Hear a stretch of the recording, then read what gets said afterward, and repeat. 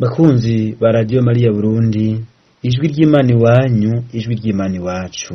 Muragasagwa n'inema n'amahoro dukesha ukwihishura k'umukama wacu Yesu Kristo. Nihimbawe no gusubira guhura namwe ngo dusabikanye iyi ngaburo y'ijambo ry'Imana yo kuri uyu munsi wa kabiri w'indwi y'umunani mu gihe gisanzwe mu mwaka ugaburikana kabiri. Ngaha aho tuza gusanga ibisomwa vyeranda vy'uyu munsi. Igisomwa ca mbere tugisanga mw'ikete ry'umutumwa Petero ikigabane ca mbere kuva ku murongo w'10 gushika ku 16. Petero aduhanura kugumiza umwizero wacu wose ku nema dukesha ihishurwa rya Yesu Kristo. Izaburi ni Zaburi ya 97 canke 98. Umuririmbyi wayo arayaga ivyiza vy'agatangaza umukama akora, ubukomezi bwiwe n'ubudahemuka bwiwe. Inkuru nziza ni inkuru nziza ya Yesu Kristo nkuko twayishikirijwe na Mariko Mweranda mu kigabane c'10 kuva ku murongo wa 28 gushika ku wa 31. Yesu aremerera impera abiyambura ivy'isi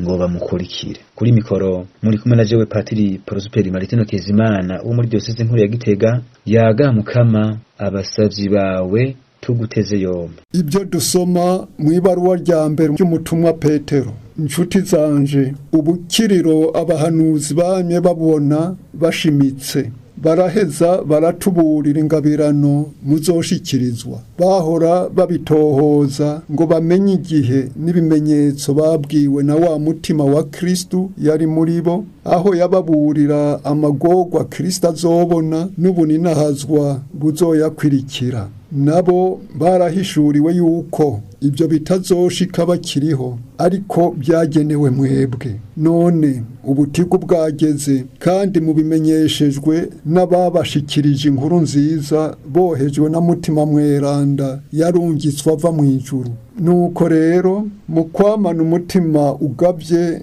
nk'abasuku bakenyeye, nimushira umwizero wanyu wose kuri ya nema muzoshikirizwa n'ihishurwa rya Yesu Kristo. Nk'abana b'ingamburutsi nimureke kwishushanya na bya vyipfuzo mwahoramwo kera ataco muramenya, ariko nk'uko uwabahamagaye ari mweranda, namwe nimube beranda mu migenzo yanyu yose, kuko handitswe ngo nimube beranda nk'uko nanje ndi mweranda. Iryo ni ijambo ry'umukama.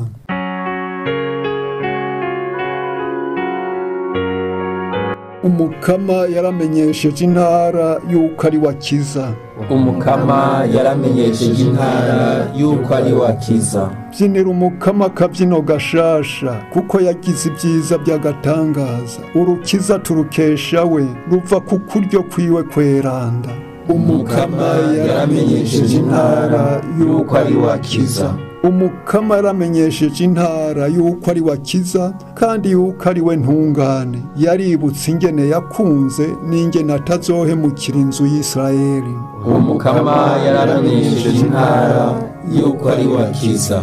Bakavantara bose bariboneye ingene Imana yacu ikiza. Wasi yuva ukagera, komera amashu umukama, samiriza akanyamuneza. Umukama yaramenyesheje intara yuko ari wakiza.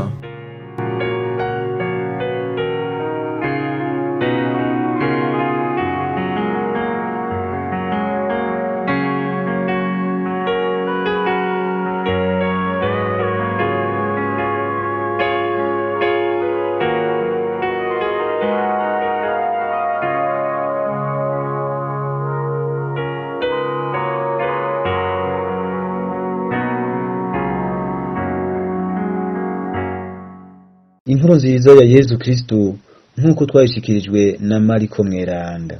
Muri iryo minsi Petero aja mu byo kubwira Yesu ati, raba tweho twaraheze byose turagukurikira.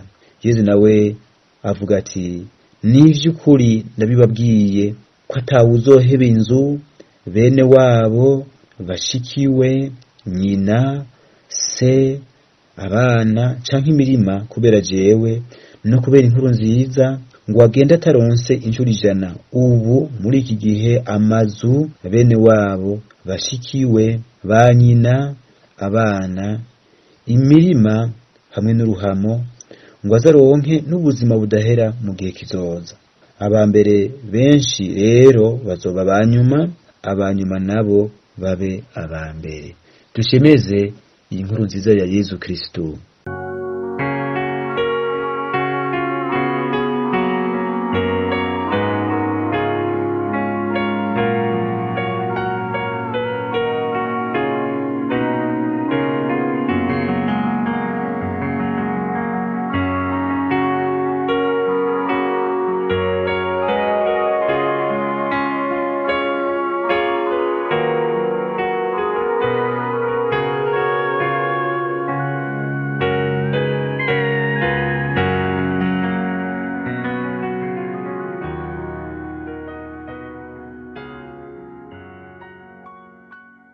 Bakundwa b'Imana, inkuru nziza twumvise iratwereka ko kwimatura ku vy'isi ngo tunywane na Yezu Kristo atari uguhusha inzira y'ubuhirwe, ko ahubwo ari bwo buryo nyabwo bwo gushikira ubuhirwe bw'ukuri.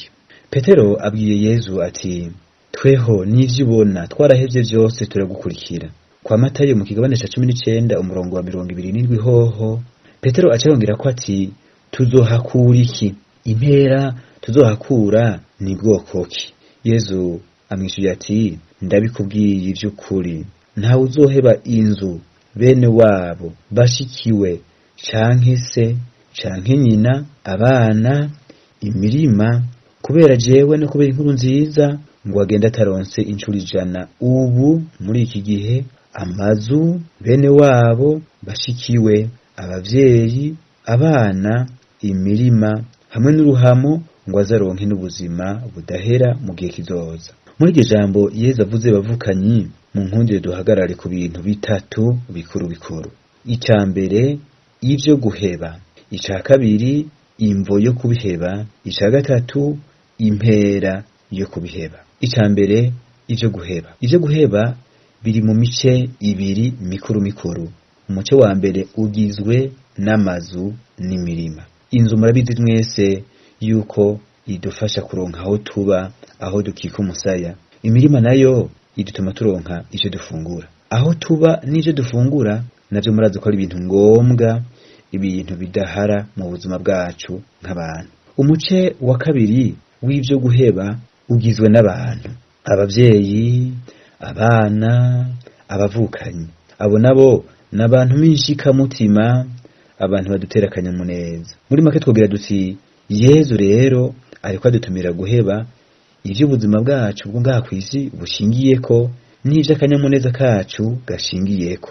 None imvo yo guheba ivyo vyose ni iyihe? Ica kabiri, imvo yo guheba. Imvo yo guheba ivyo vyose tuvuze aho hejuru, Yezu arayitomora neza muri aya majambo ati, kubera jewe no kubera inkuru nziza. Kwa Matayo agira ati, kubera izina ryanje. Kwa Luka naho akagira ati, kubera ubwami bw'Imana.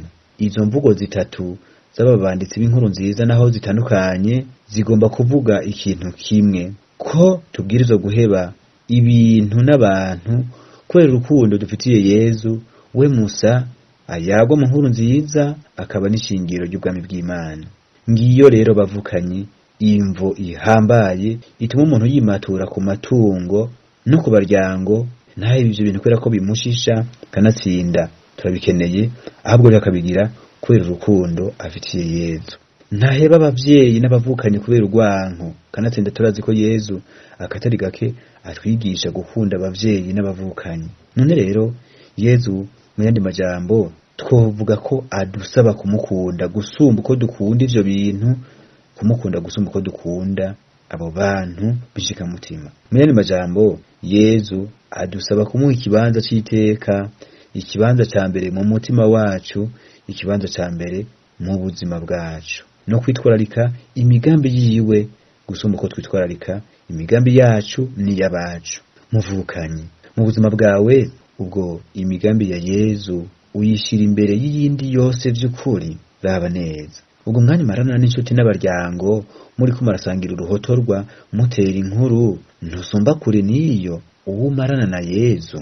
Ica gatatu twozirikana muri rya jambo rya Yezu ni impera yemereye abazoheba vyose kubera urukundo bamufitiye. Umuhango Yezu ahaye uwumwihambirirako ni ukumuha muri iki gihe incuro 100 ivyo yahevye ngo amwigure: amazu, bene wabo, bashikiwe, banyina, abana, imirima, hamwe n'uruhamo n'ubuzima budahera mu gihe kizoza. Mu banditsi b'inkuru nziza bose, Mariko wenyene niwe Musa ku mihango ya Yezu yongera ko umuhango w'uruhamo.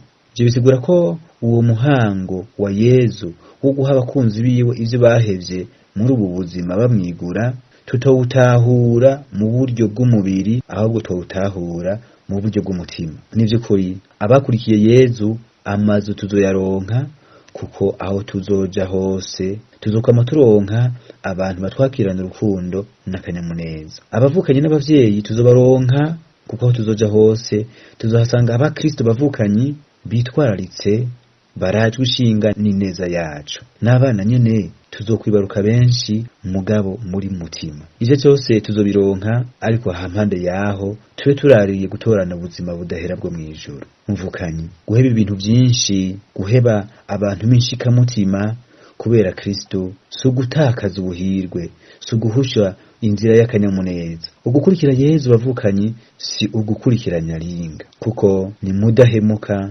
bisubiye ukuboko kwiwe gukomeye kandi kweranda gukora ibitangaza. Dusabe Mukama turonse inema yo kwama dutera imbere mu rukundo tugufitiye, kugira ngo dushire kuzura akanyamuneza nyako. Amen. Bikira Mariya, muvyeyi w'Ekleziya, dusabire.